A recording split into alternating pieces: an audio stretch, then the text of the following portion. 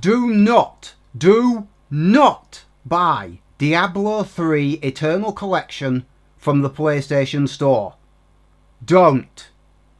It's 55 quid. Which wouldn't be all that bad for a new game release, except that Diablo 3 has been out for ages. And a retailer, Game and Amazon are the two that I checked. They'll both sell you a physical copy of the Eternal Collection for 35 quid. 20 quid less. Anybody who keeps up with, anybody who pays any attention to the PlayStation Store's prices will know that they're inflated beyond all reason. Well, unless you go on it like I did recently and, well, I found Yakuza 0 on there. It's normally 50 quid. I got it for 12. I thought I'd misread it at first. 12 quid. It's normally 50. I mean, Game will sell me a new copy of Yakuza 0 for 40 quid or a pre-owned copy for 25. And I just got it from the storefront for 12 quid.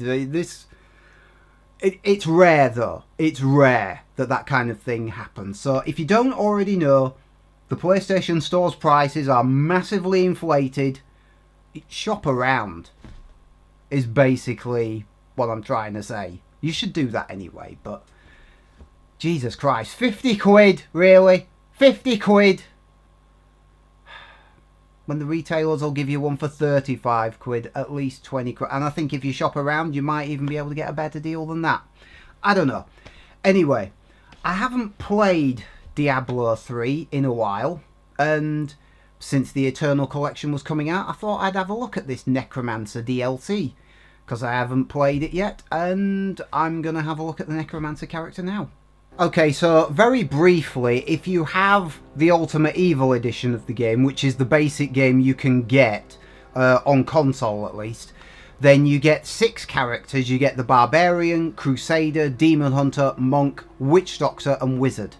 The Necromancer is only available as part of the Rise of the Necromancer DLC, and that's 13 quid from the PlayStation Store. You can't get it anywhere else. Okay, so the first thing to notice is my Necromancer is roughly near the middle of the screen. I've got 7 skeletons, and that massive, ugly thingamabob is a blood golem. That guy with the bow and arrow, he's actually an assistant character. Those characters crop up in the base game anyway. But the skeletons and the blood golem are unique to the Necromancer. So as you can see, all of my assistants just engage the enemy automatically. There's almost no need for me to do anything at times. You just walk near enemies and they automatically fight them. If I can find another bunch to demonstrate.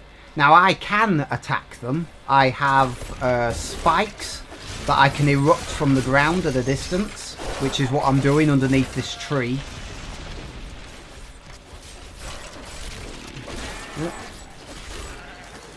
It's almost too easy with the Necromancer. Her, I think I picked a female character, didn't I? Her first 3 abilities are immensely powerful. For example, you get this power, which I've currently assigned to the R1 button, and it casts this glyph on the ground. And whenever you kill an enemy, it leaves a corpse behind. That's what all these bloody things are. You cast that symbol on the corpse, and they explode like it's a bloody minefield. So the first enemy drops dead, leaves a corpse behind.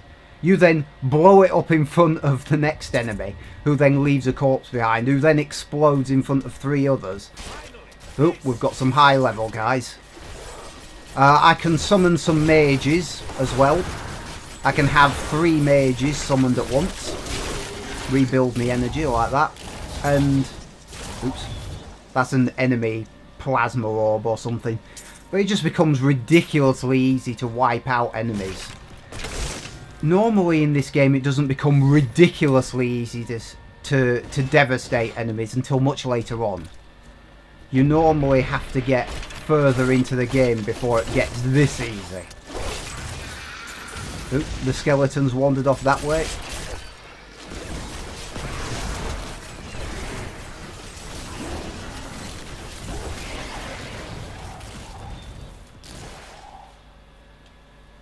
I didn't do anything.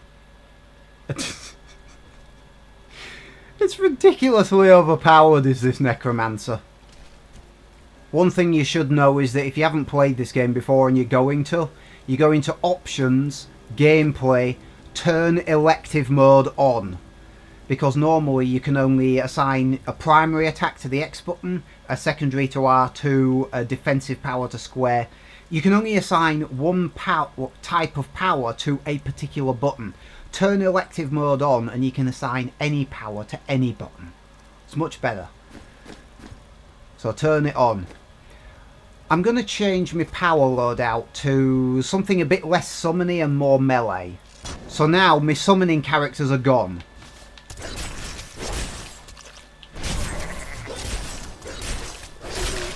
No.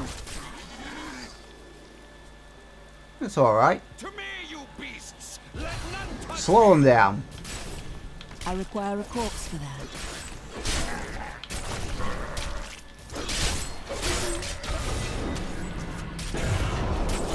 Get some curses working on them. I require a corpse for that. I'm trying to use the corpses as projectiles.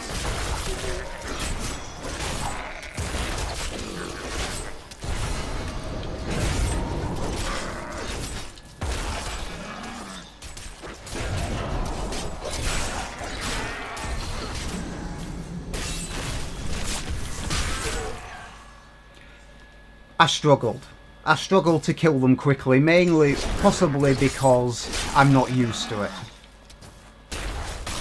But also probably because I'm not playing to this particular character build's strengths anymore.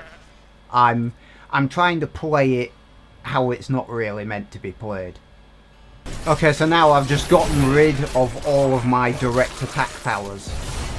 I've just got rid of every single one. So now all I can do is summon.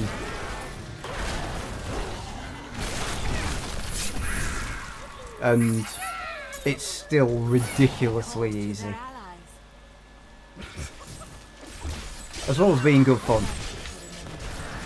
Although since I've changed my setup now, I'm having difficulty remembering what's what.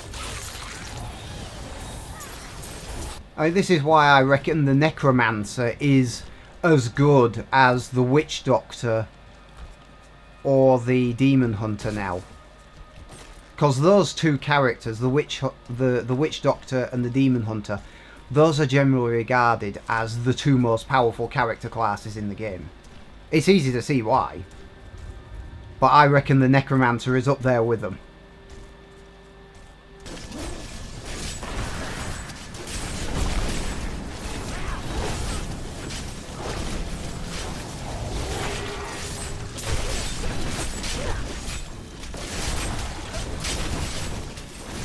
See, because these are high level enemies, they're not dropping corpses.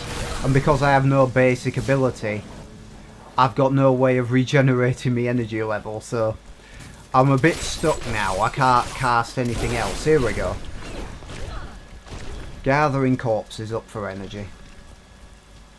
This is why you have a basic attack. Here we go.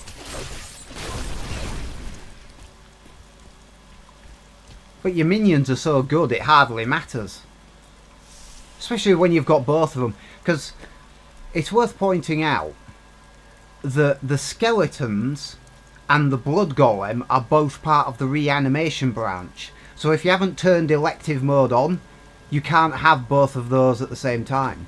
It's only because you turn it on that you can have this monstrous army. Plus I can summon the mages as well. In case I haven't made myself clear, I really like the Necromancer. The only thing with it, of course, is that it's 13 quid from the PlayStation Store if you buy it separately as a DLC item. And you get the character and you get some appearance-themed items, as well as some images for your banner and whatnot.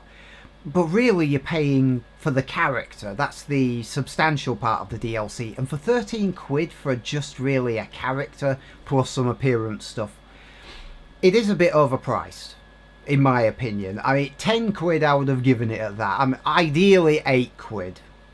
But that's just me. Didn't stop me from buying it because I wanted to have a go of it, and I haven't played this game in ages. But yeah, that's my opinion. The Necromancer is awesome, and 13 quid is a bit much, but where else are you going to get it from apart from the store? You know, just don't get the Eternal Collection of Diablo 3 from the PlayStation Store. Do not. Okay? Right?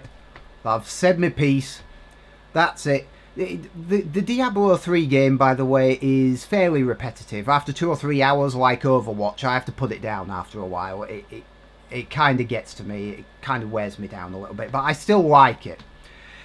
Okay, that's it. I'll stop wittering now. See you next time.